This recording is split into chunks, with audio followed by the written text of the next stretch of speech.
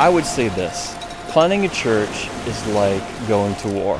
When you go to war, you need to have all the right tools, and you need to be trained, because we're starting to enter in on Satan's territory.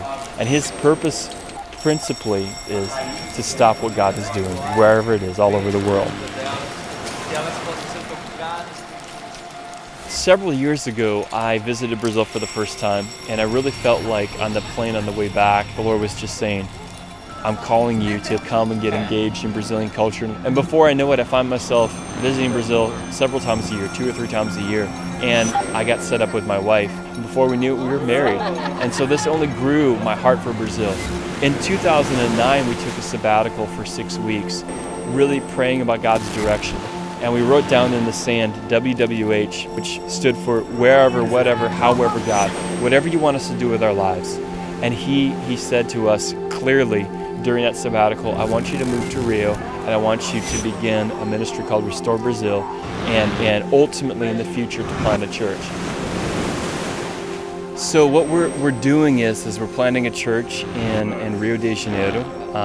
We have been living here for a couple of years, and we decided to plant a new church because we want to see people reach with the gospel of Jesus Christ.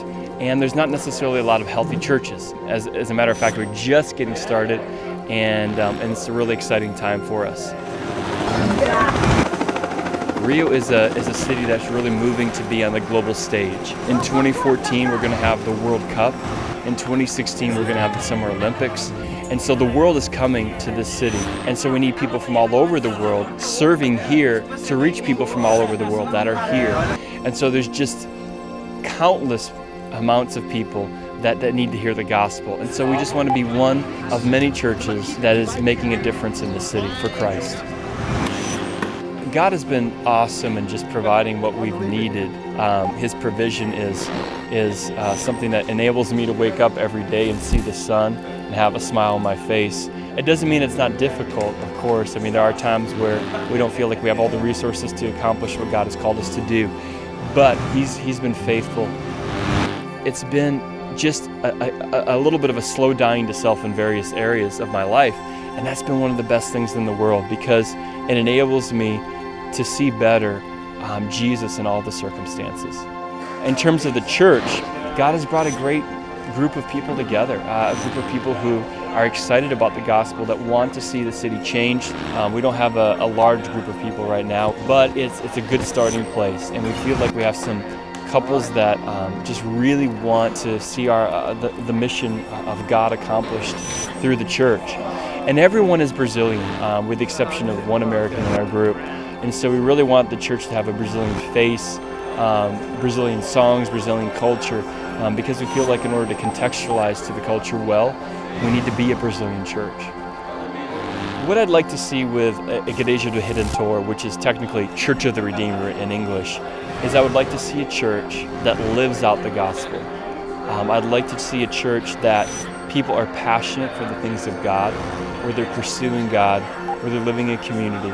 I know all these things seem a little bit idealistic, but I really believe that by God's grace, we can experience at least some of this here. And so my dream for Igreja do Redentor is that we'd be a church that is for all different classes of people, whether they're poor, whether they're rich, a multiracial, multicultural, multi-generational church that really reflects the church at large. Our vision is to be a movement of churches, because we want to plant several churches in the city of Rio, centered on the gospel, that will transform and restore the city, ultimately for the glory of Christ. We want to adore Christ in everything that we do. We want to be a church that is making disciples. We want to anunciar as boas novas, which basically means we want to share the good news, because we believe that the gospel is good news, it's not good advice. And the last part is we want to serve the world. And all of these are things that we find in the Great Commission in Matthew 28.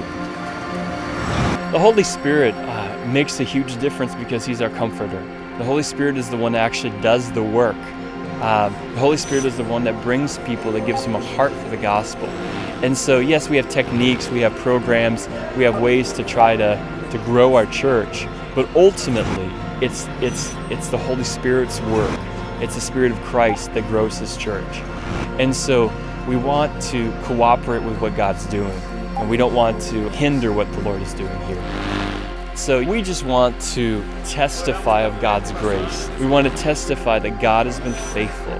Despite the difficulties, despite the trials, we've been able to overcome those by God's grace. And we believe that He will continue to be faithful to us. And His faithfulness is not something that's dependent on Him giving us what we want. He was faithful because of what He did on the cross for us. And so because of that, we have every intention to plant this church in Rio de Janeiro, and by God's grace, see it grow.